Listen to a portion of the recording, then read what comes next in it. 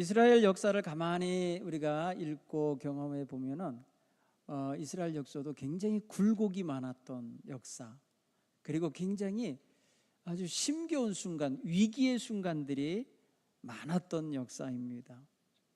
오늘 성경 본문의 배경은 이스라엘이 12지파가 사울이라고 하는 임금 밑에서 통합되어서 약 20년에서 약 30년 가까이 잘 지내온 때입니다. 말이 좋아서 잘 지낸 거지만 실제로는 사울 왕이 다윗을 정적으로 삼고 다윗을 제거하기 위해서 부단히 노력했던 그런 고난 또 슬픔의 역사도 그 속에 있어요. 사실 임금이면 한 나라의 국방을 튼튼히 하고 치안을 튼튼히 하고 백성들을 안정시키고 경제적으로 번영을 이루도록 만드는 데 힘을 써야 되는데 사울 임금은 그러지를 못했어요. 그래서 늘 외적 블레셋에게 많이 시달렸어요. 그 주변 종족에게 너무 많이 시달리고, 그리고 약했습니다, 나라가.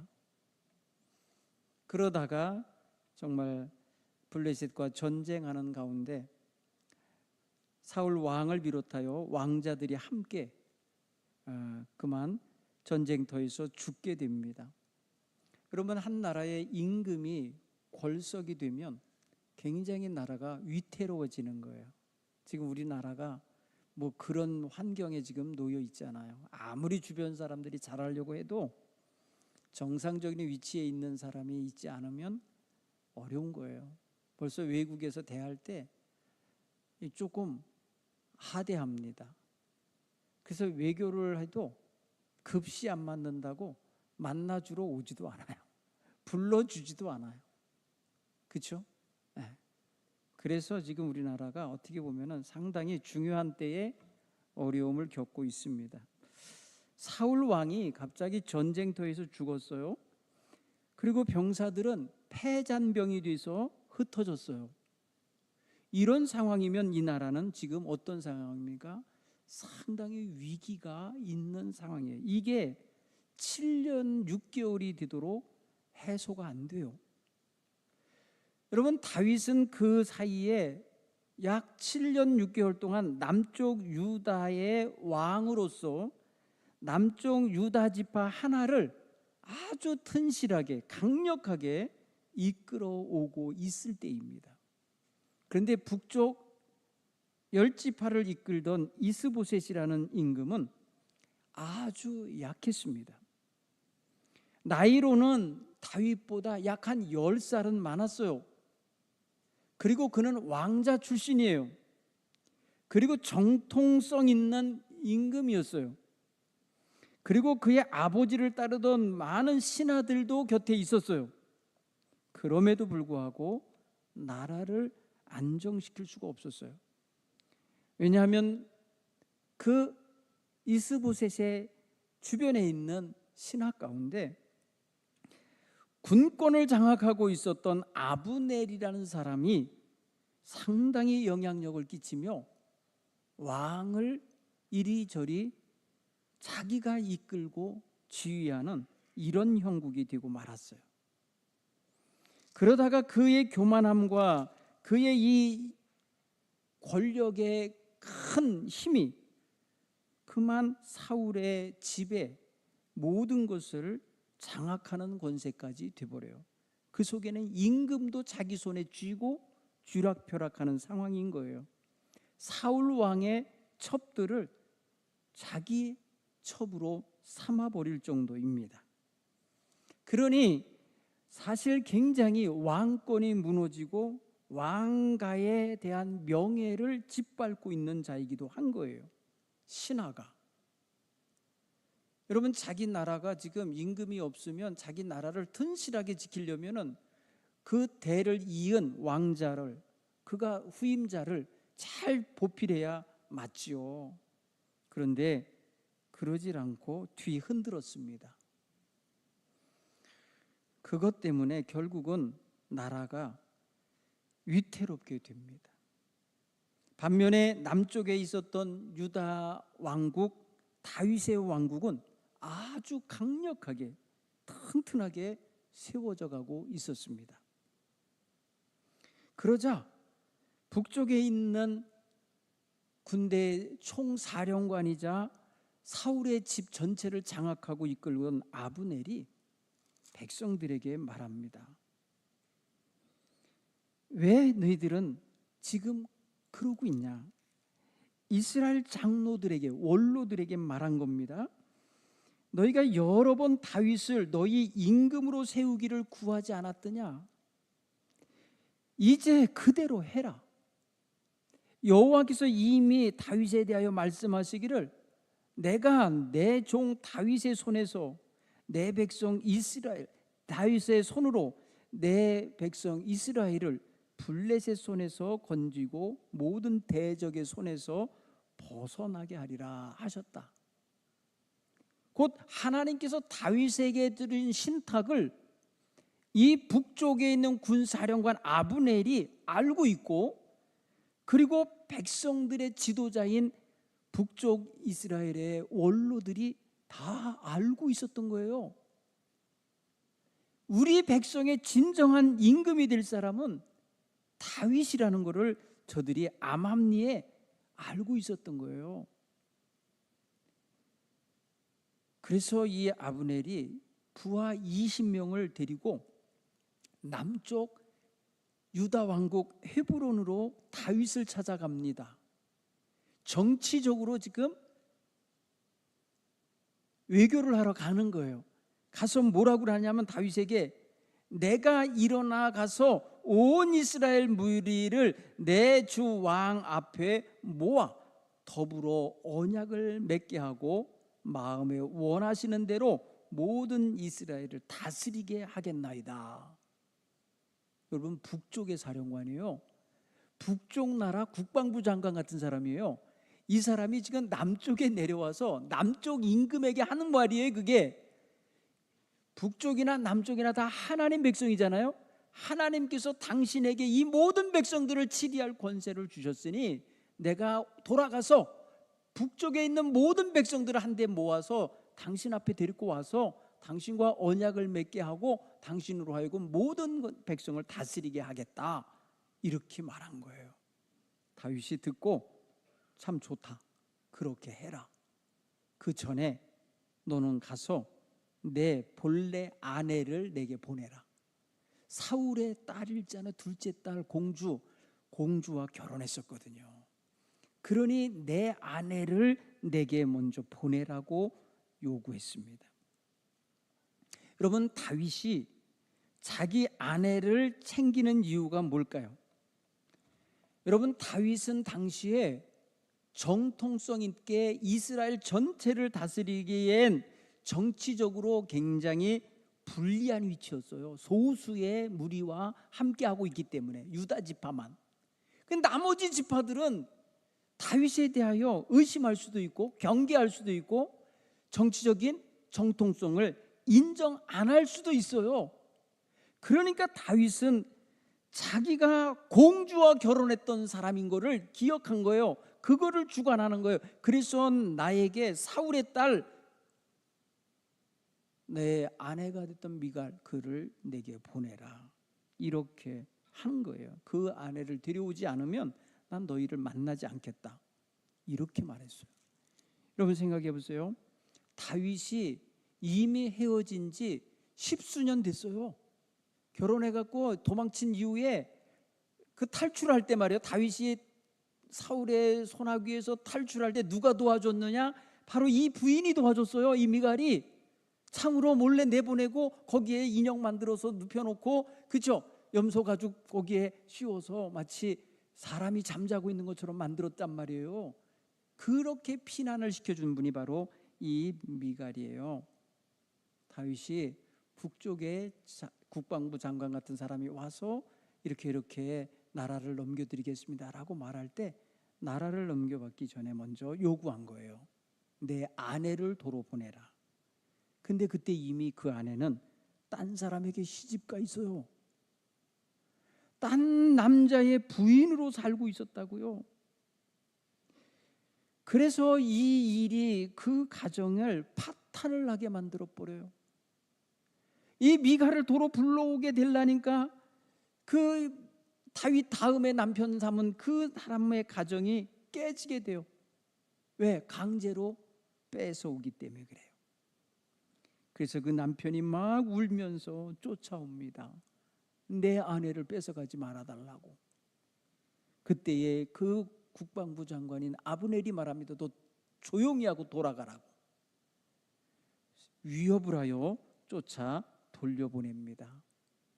이렇게 해서 그 여인과 함께 아브넬이 남쪽 다윗을 다시 찾아와서 평화의 언약을 맺게 된 거죠.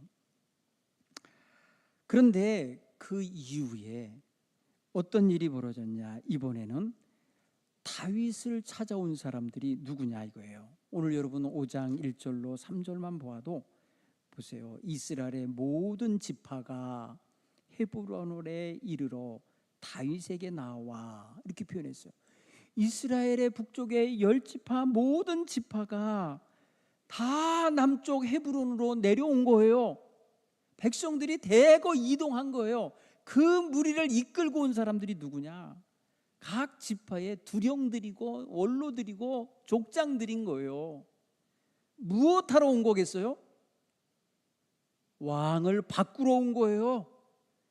자기네 나라에 왕이 있어요. 이스보셋이라는 왕이 있는데 이 왕을 암살해버립니다. 힘없는 바지사장 같은 임금, 그 측근에 그 신하 둘이 암살해버려요. 그리고 와서 다윗에게 말하거든요.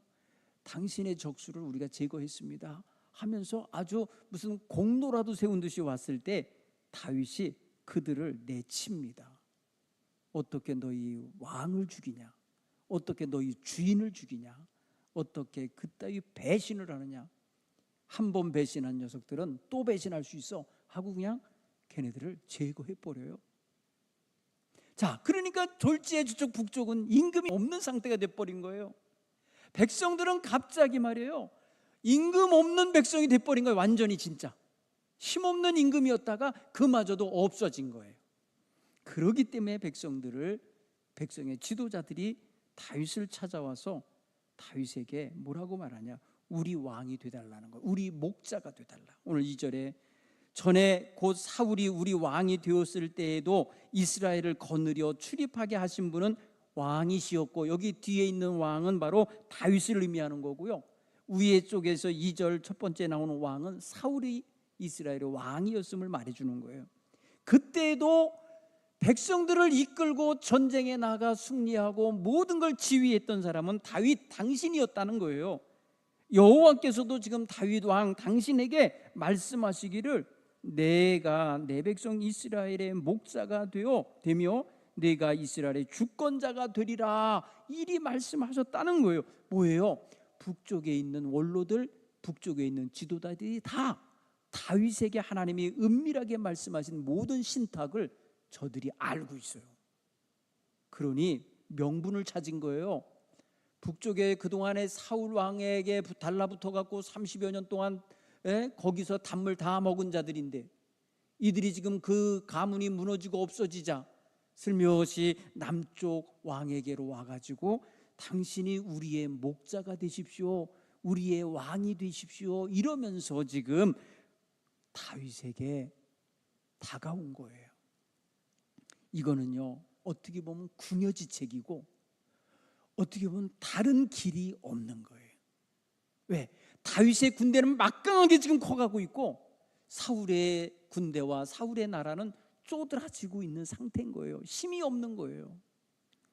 여기서 원로들이 판단을 한 겁니다. 결정을 한 거예요. 여러분, 여기에 젊은이들이 이끌고 온 게 아니에요.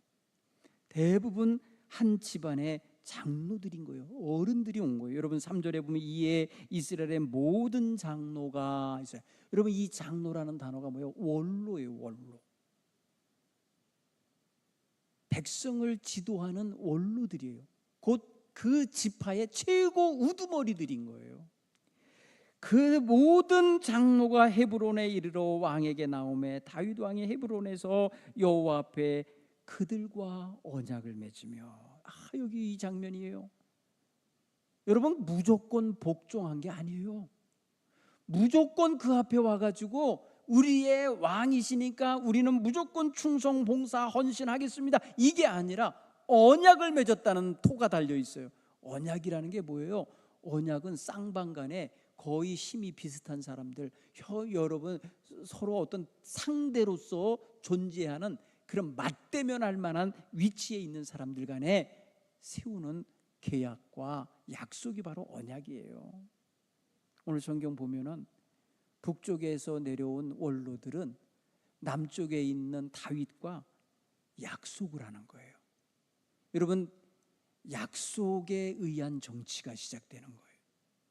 언약에 의한 통치가 쓰는 거예요. 여러분, 사울 임금은 언약을 맺고 임금된 사람이 아니에요. 하나님의 지명을 받고 택함을 받아서 사무엘에 의하여 기름 부음을 받고 온 백성들에게 공포하면서 임금으로 등극한 사람이잖아요. 그랬음에도 불구하고 불량배들은 어떻게 사울이 우리의 임금이 될 수 있느냐 하면서 초반에 따르지 않았었어요. 그런데 다윗이 임금 될 때는요, 어떻게 했어요? 남쪽 유다의 임금이 될 때는 추대가 됐어요.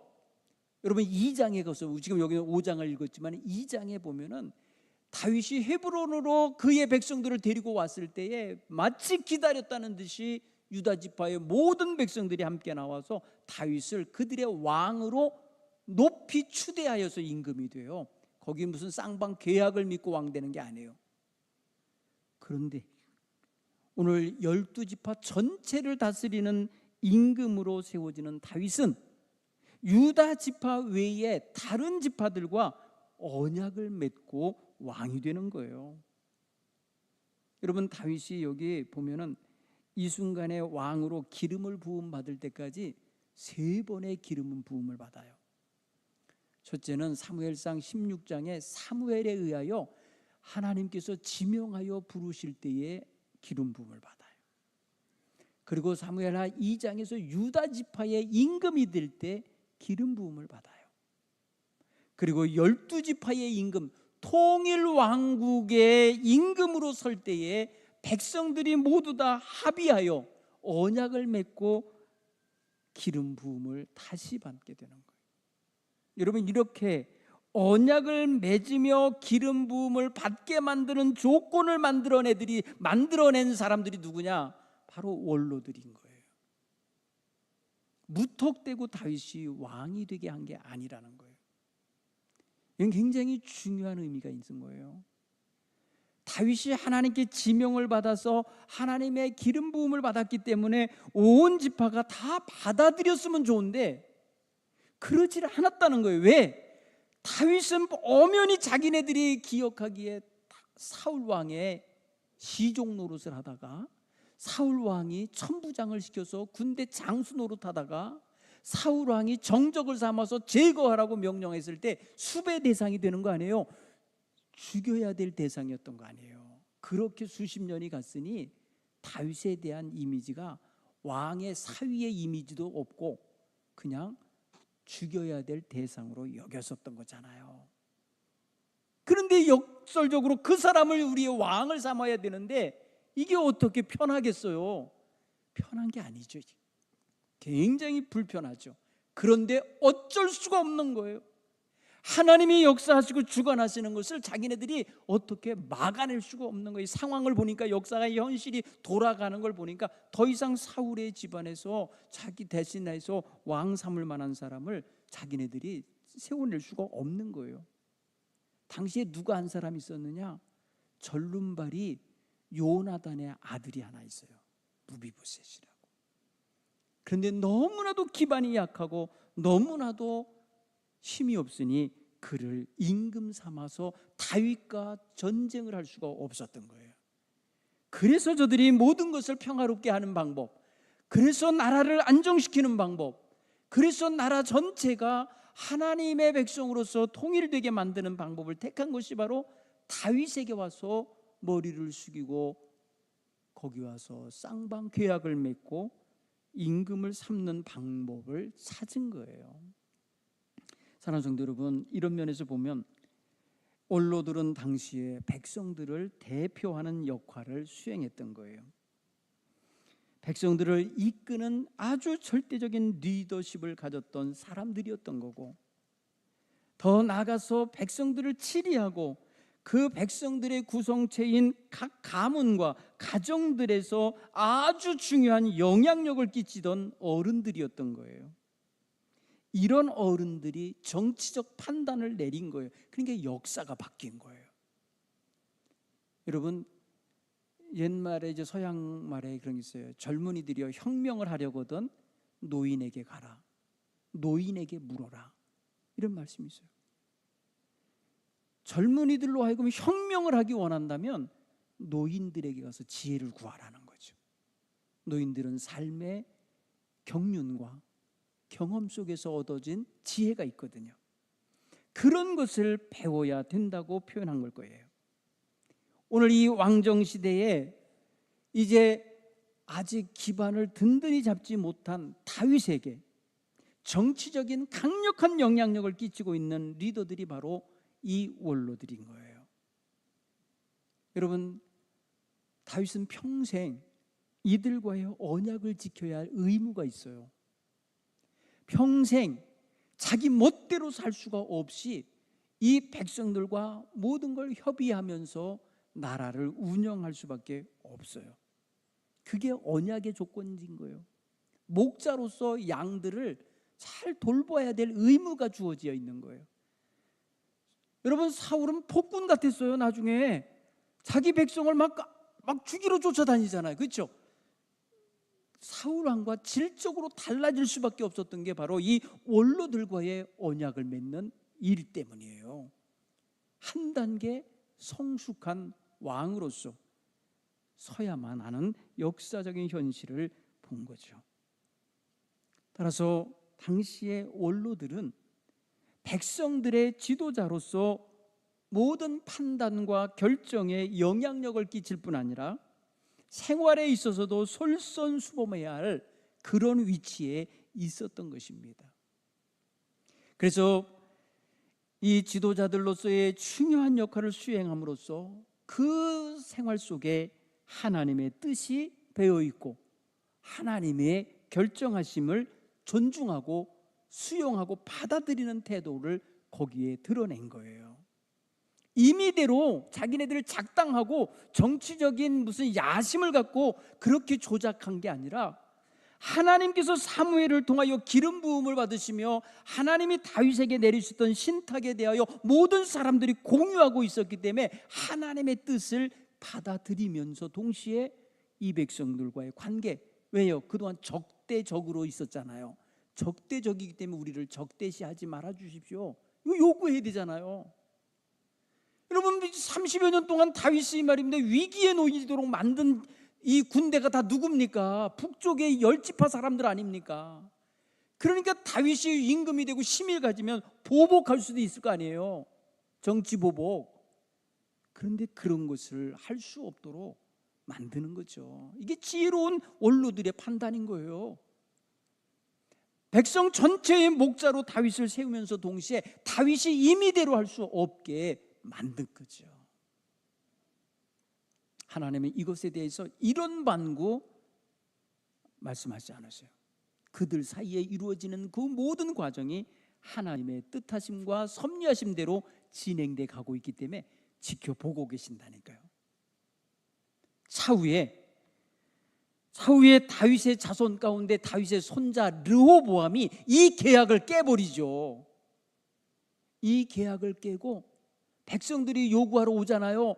당신의 아버지 솔로몬이 우리를 너무 강압하게, 너무 힘들게 했습니다. 그러니 부역도 좀 줄여주시고 세금도 좀 줄여주시고 하면서 조금 유화책을 요구했었거든요. 계약자들로서 가서 말할 수 있잖아요. 그런데 너무 강력하게 솔로몬이 했었단 말이에요. 그런데 솔로몬의 아들 다윗의 손자인 르호보암이 말하잖아요. 우리 아버지가 한 게 손가락이라면 나는 그냥 허리같이 하겠다는 거예요. 더 많이 해야 더 세게 하겠다는 거잖아요.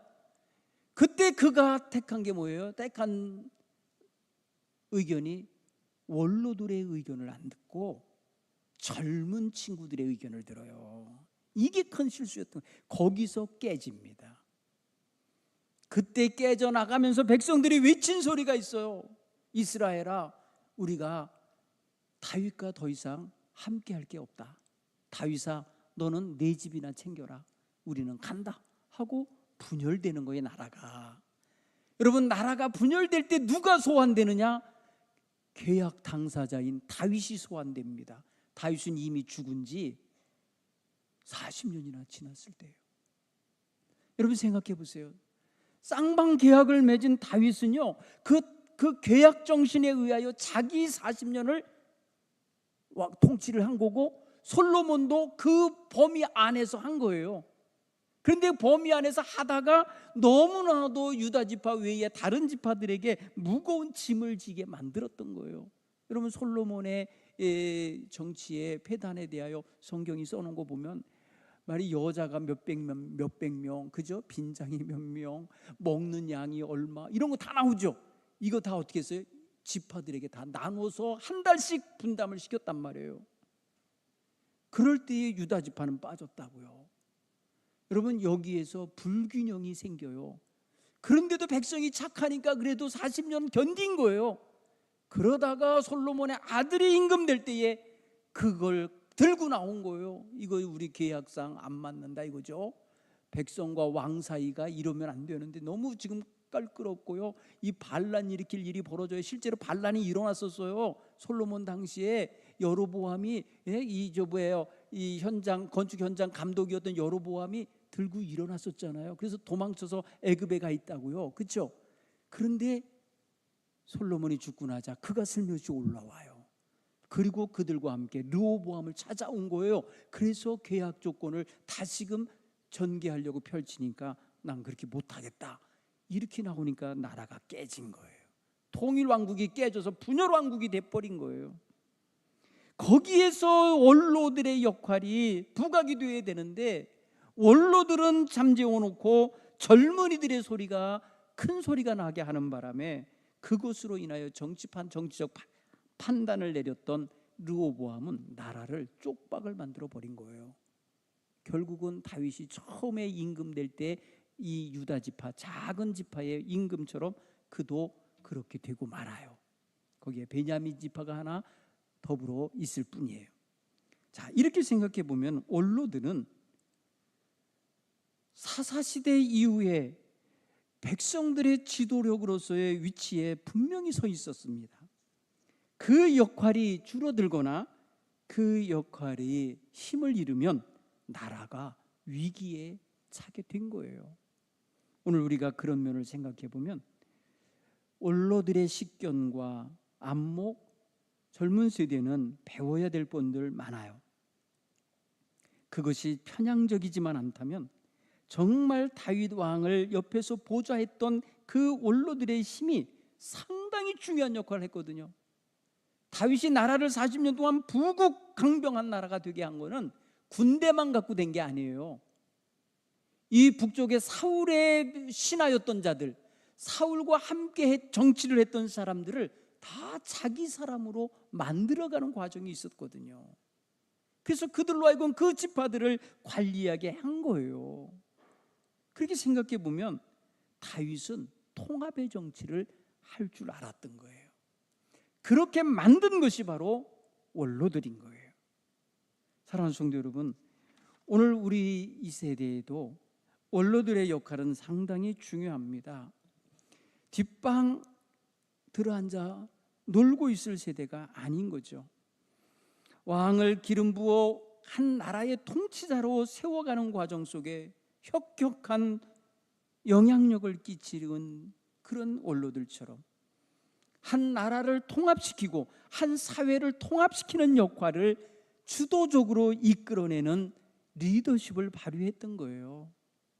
여러분, 분열을 만들어내는 건 리더십이 아니에요.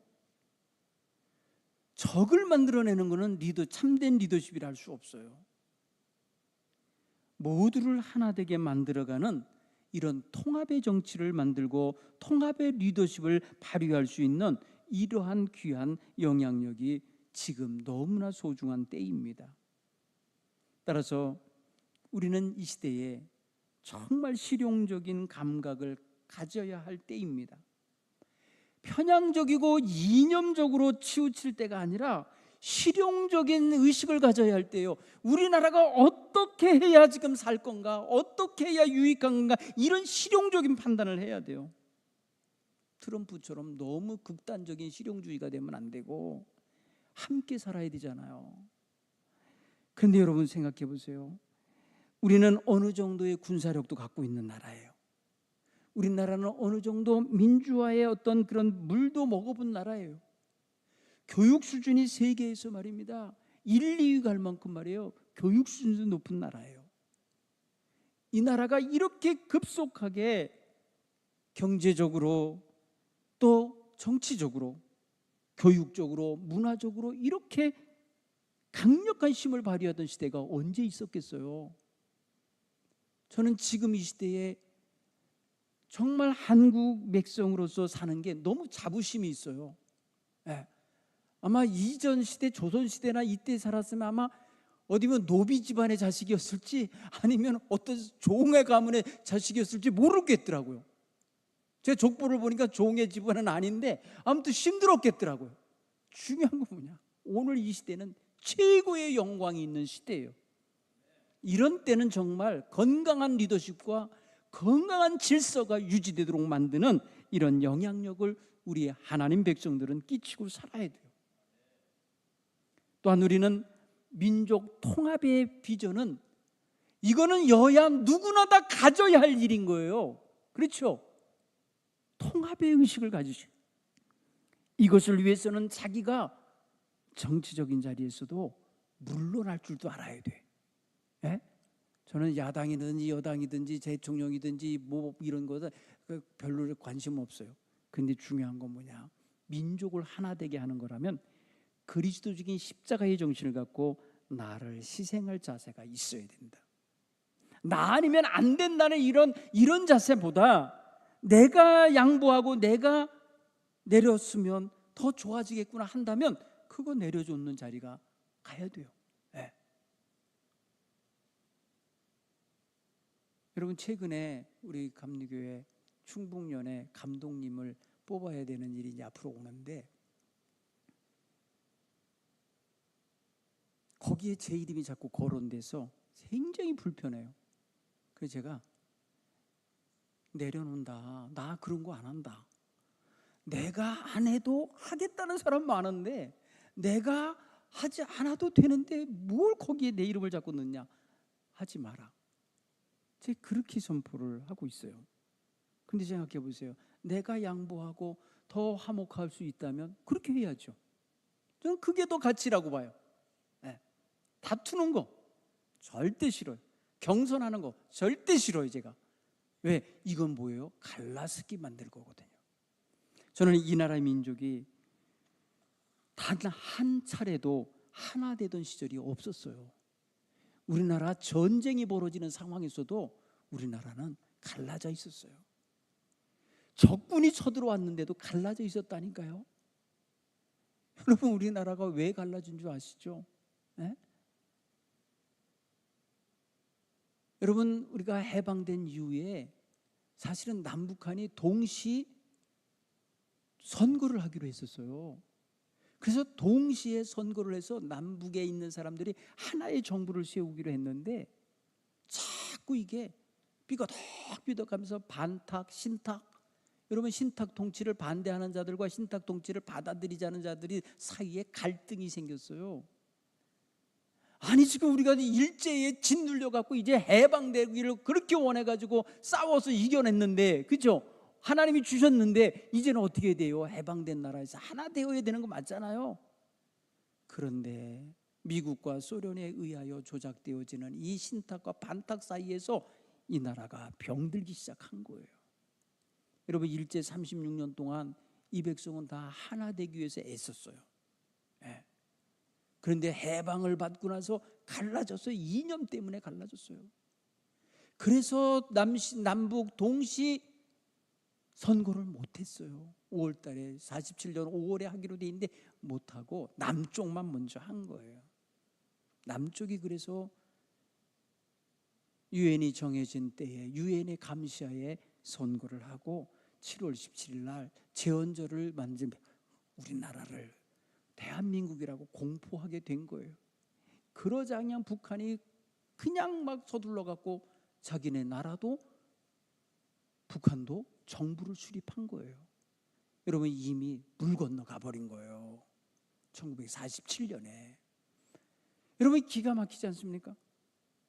그게 지금까지 와 있어요. 여기. 그러면 남쪽 정부는 그러면 깨끗하고 하나 되어 있냐?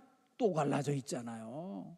영호남이 갈라져 있고 보수와 진보가 갈라져 있고 지금 엉망이잖아요. 이런 상황을 보면서 진짜 하나 되게 만드는 민족 통합의 결단력이 필요하고 리더십이 필요하겠구나라는 걸 더욱더 간절하게 바라게 되는 것입니다. 세 번째는 여러분, 이 원로들은 어떤 리더십을 갖고 있었냐? 종교적 가치를 현실 정치와 균형 감각을 이루는 리더십을 발휘했다는 거예요. 하나님의 선택, 하나님의 지명하심, 하나님의 이 기름 부으심을 자신들의 현실 정치에 그대로 적용을 시켰다는 거예요. 그렇기 때문에 나라가 빨리 통합될 수가 있었던 거예요. 생각해 보세요. 다윗은 말이에요, 베들레헴 출신의 목동 아닙니까? 목동. 왕자가 아니잖아요. 근데 이 사람을 말입니다, 왕 삼는 과정이 그래서 수월치가 않은 거예요. 아마도 비판적으로 성경을 읽는 사람들은요, 어떻게 보느냐 하면 다윗이 왜 미가를 다시 데려오게 했냐? 남의 남편의, 남의 남자의 부인이 되어 있는 여인을 왜 다시 이혼까지 시켜가면서 데리고 왔냐 이거예요. 여러분 이거를 비판적으로 읽으려면 다윗이 정통성을 확보하려고 저러는구나. 왕의 사위로서, 사울 왕의 사위로서 나도 왕 될 수 있는 위치야 라고 하는 걸 부각시키려고 한 거 아니냐, 이렇게 비판적으로 읽는 사람이 있어요. 거기 어디에도 다윗이 그 여인이 그리워서, 그 여인과 사랑이 그리워서 데리고 오라고 한 표현도 없어요. 뭐 갑자기 말입니다, 정치적으로 타협을 하려면 그 여인 데리고 오라고 조건부로 이전 여인을 데려오게 한 이유가 뭐냐는 거예요. 그만큼 다윗이 정치적 기반이 약하기 때문이라는 거예요. 오늘 생각해 보세요. 그럼에도 불구하고 원로들은 그런 차원을 언급하지 않아요. 하나님이 당신에게 뭐라고 말씀하셨는지에 대한 걸 기억시키고 있다는 거예요. 그렇죠? 다윗이 이미 정치화되어 있고요, 다윗이 이미 사심이 가득한 사람이 될 수도 있잖아요. 그런데 그거에 대하여 이 원로들은 뭐냐면 하나님이 당신에게 기름 부을 때 당신에게 무슨 비전을 줬는지 우리가 알고 있다 이거예요. 블레셋의 손에서 우리를 구원해내실 거고 이스라엘의 목자가 되어 우리를 이끌고 다스리게 하실 거라고 말씀하시지 않았냐, 이렇게 말하는 거예요. 그래서 하나님이 지명하시고 택하셨음을 현실 정치라고 하는 그릇 속에 받아들인 거예요. 굉장히 지혜로운 거죠. 사랑하는 성도 여러분, 그런 면에 있어서 당시에 이스라엘의 원로들은 정말 적재의 적소에서 정확한 리더십을 발휘한 사람들이다, 이렇게 여겨져요. 여러분 비록 늙어도 정신 맑으시기 바랍니다. 비록 몸이 쇠해도 판단력이 흐리지 않기를 간절히 축원합니다.